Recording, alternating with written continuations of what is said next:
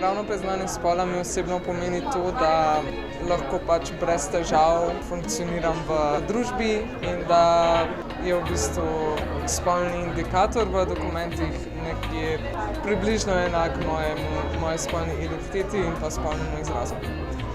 Pravno priznanje spola je zelo preprost oziroma bi moral biti zelo preprost administrativni postopek, ki omogoča osebi, da država prizna njen dejanski spol in njeno dejansko ime. Je pomembno, da se to, kar ti dejansko izražaš, svojo spolno identiteto, tudi ujema s tistim, kar je na osebnem dokumentu, ker lahko drugače pride do nerazumevanja, do poseganja v neko zasebnost, do nepotrebnega razlaganja, lahko pa tudi do nasilja.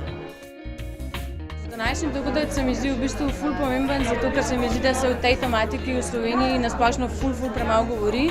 Gre za človekove pravice in premalo poudarja, da pač pravice trans oseb se spadajo seveda pod LGBT plus skupnost, ampak o njih je treba ločeno govoriti.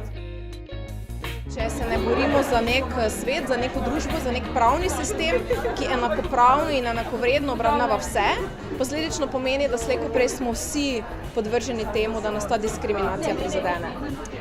Glede pravnega priznanja spola na splošno in celega poteka, kako pride do teh potrdil, je pa največji problem to, da ni poenoteno.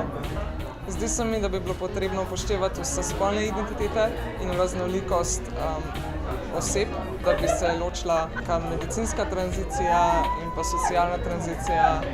Stvar, ki bi jaz izpostavila, da jo je potrebno čim prej urediti, je to, da bi temeljil postopek pravnega priznanja spola samo na posameznikovi samoidentifikaciji. In se mi zdi, da je to trenutno v Sloveniji možno storiti na relativno preprost način. Je postopek pravnega priznanja spola tak, da diskreditira, diskriminira in tako naprej na mnogih področjih.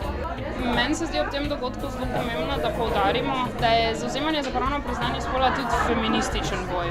Zato menim, da je naslavljanje pravnega priznanja spola in nasplošno človekovih pravic transspolnih oseb ob 8. marcu ena zelo specifična tema, bi naj bila vključena v vseh feminističnih dogodkih, aktivnostih, diskurzih.